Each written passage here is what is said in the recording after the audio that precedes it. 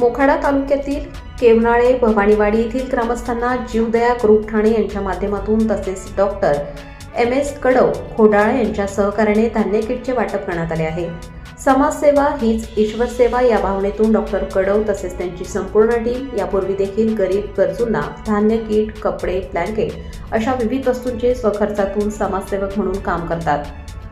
केवनाळे व भवानीवाडी येथील ग्रामस्थांना 200हून अधिक धान्य किट वाटप करण्यात आले। त्यामध्ये तेल, साखर, तूरडाळ, चना डाळ, शेंगदाणे, चहा पावडर, रवा, गूळ, मैदा, पोहे यांचा समावेश होता।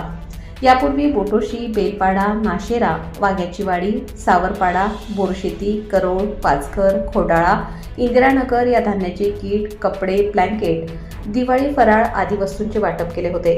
तसेच सदर कार्यक्रमात संपूर्ण गावातील नागरिकांना भोजनदान देण्यात आले। धान्य किट, लहान मुलांसाठी खाऊ वाटपामुळे येथील ग्रामस्थांच्या लहानांच्या चेहऱ्यावर आनंद दिसत होता। यावेळी डॉक्टर मिठाराम कडव, जीवदया ग्रुप ठाणे अध्यक्ष परेश गाला, तालुका वैद्यकीय अधिकारी भाऊसाहेब चत्तर, प्रफुल्ल खैरनार, वालजी गाला, विनोद बदियानी, हिरेन सत्रा, रोहित गाला, सागर छेडा, रिया सत्रा, पत्रकार तेजस रोकडे आदी उपस्थित होते। कार्यक्रम यशस्वी होण्यासाठी साई मित्र मंडळ खोडाळा तसेच समर्थ सामाजिक संस्था यांनी विशेष मेहनत घेतली व कार्यक्रम यशस्वीरित्या पार पडला। प्रतिनिधी रघुनाथ कांगोर्डे, पालघर जिल्हा। आम्हाला सदैव मदत करणारे गाला साहेब आणि त्यांचे सहकारी तसेच तालुका वैद्यकीय अधिकारी चत्तर साहेब आणि कडव साहेब आणि उपस्थित सर्व ग्रामस्थ बंधू आणि भगिनींनो, साई मित्र मंडळाचे आमचे सहकारी, ग्रामपंचायत सरपंच मॅडम आणि उपस्थित सर्व सहकारी मित्रांनो, आम्ही हा एक आमचा जीवदया ग्रुप हा ठाण्याचा ग्रुप आहे। यांच्या मार्फत आम्ही एक योजना राबवत असतो। आम्हाला त्यांचं सहकार्य दरवर्षी लाभतं। आज हा आमचा जवळपास 8वा-9वा कार्यक्रम असेल।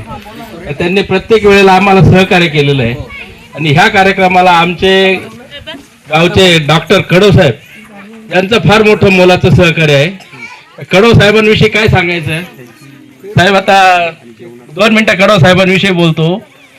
सन 1978 साली ज्यावेळेस मोखाडा तालुक्यात कोणताही शासकीय कर्मचारी राहत नव्हता, मोखाडा तालुका म्हणजे एक काळ्या पाण्याची शिक्षा होती। त्या 78 साली कडव साहेब ह्या तालुक्यात वैद्यकीय सेवेसाठी शासनाच्या सेवेत हजर झाले।